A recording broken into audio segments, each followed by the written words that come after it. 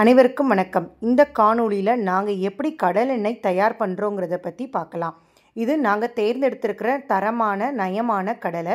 இதை முதல்ல சோலார் ட்ரையரில் கொஞ்சம் நேரம் காய வச்சுட்டு அப்புறம் தான் நம்ம எண்ணெயை ஆட்ட போகிறோம். கடலை பாருங்கள் எவ்வளோ தெளிவாக இருக்குதுன்னு சொல்லிட்டு. இது A1 கிரேடு கடலை. இந்த கடலையை வெயிட்டு போட்டுட்டு நம்ம மரச்சக்கு மூலமாக எண்ணெயை ஆட்டுறோம். இந்த எண்ணெயில் வேறு எந்த ஒரு பொருட்களும் நாங்கள் கலக்கிறது கிடையாது.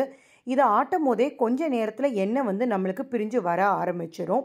இந்த எண்ணெயையும் ஆட்டினதுக்கப்புறம் நாங்கள் சோலார் ட்ரையரில் ஒரு வாரத்துக்கு வச்சுருவோம். அதுக்கப்புறம் தான் எண்ணெயை பேக் பண்ணுவோம். அப்போ தெளிவான எண்ணெய் மட்டும் தனியாக பிரிஞ்சு வந்துட்டு கசடுகள் எல்லாம் கீழே தங்கிரும். எண்ணெய் எப்படி பிரிஞ்சு வருதுன்னு பாருங்கள். இந்த எண்ணெயோட வெப்பநிலையை நாங்கள் எண்ணெய் ஆட்டும் போதே செக் பண்ணி பார்த்துருக்கோம். அதையும் நான் உங்களுக்கு காமிக்கிறேன். அது அந்த இடத்தோட வெப்பநிலை என்னவோ அதே தான் இருக்கும். அதாவது ரூம் டெம்பரேச்சர்லேயே தான் இருக்குது. ஸோ எண்ணெய் கொஞ்சம் கூட சூடாகிறதே கிடையாது. சுத்தமான கடலை எண்ணெய் தயாராகிடுச்சு.